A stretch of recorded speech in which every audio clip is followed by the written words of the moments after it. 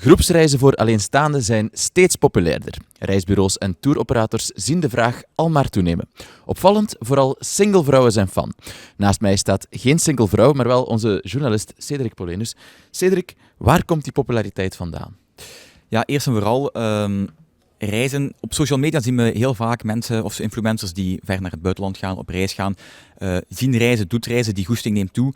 Maar waarom het heel veel over singles gaat of solo-reizen, dat zit ook in de lift, omdat er ook gewoon in het algemeen meer singles zijn. 36% van de huishoudens bestaat uit één persoon, dat is een stijging, dat is een toename. Dus als er meer singles zijn, ga je natuurlijk meer mensen hebben die alleen op reis gaan, solo-reizen. Meer bepaald die groepsreizen waar je over spreekt, dat is omdat mensen toch, ze willen wel alleen gaan, ze willen vrijheid hebben, maar ze willen toch een ideeën kunnen delen met andere mensen, met gelijkgestemden. Dus dan is zo'n groepsreis wel populair.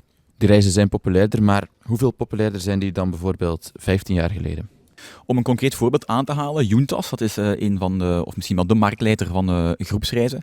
Die zijn 15 jaar geleden inderdaad begonnen met 2 reizen. En dat is gestaag alleen maar gestegen door de interesse. En ondertussen zitten ze aan meer dan 100 reizen op 1 jaar. En ze zien een heel grote vraag, er is heel veel interesse. 50% van hun reizen zijn ook exclusief voor singles. En ze zien ook dat die meteen vol zitten. Dus ja, dat is heel erg in trek. Ik zei het daarnet al, vooral populair bij single vrouwen. Hoe komt dat dan? Ja, dat is een beetje een open vraag. Waarom specifiek vrouwen? Omdat vrouwen misschien ook meer sociaal geëngageerd zijn en meer toch wel de goesting, de durf hebben om andere plaatsen te ontdekken met andere mensen, nieuwe mensen die ze niet kennen.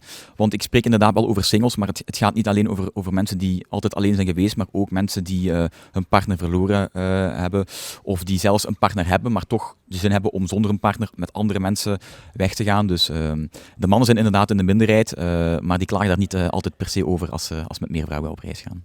Nee, dat kan ik geloven dat ze niet klagen. Wil je nu meer weten over die single-reizen, dan kan je het volledige stuk van Cedric nog eens lezen in de HBVL-app. Bedankt voor het kijken naar deze video. Wil je meer Limburgs nieuws? Abonneer je dan nu op ons kanaal of check het in de HBVL-app.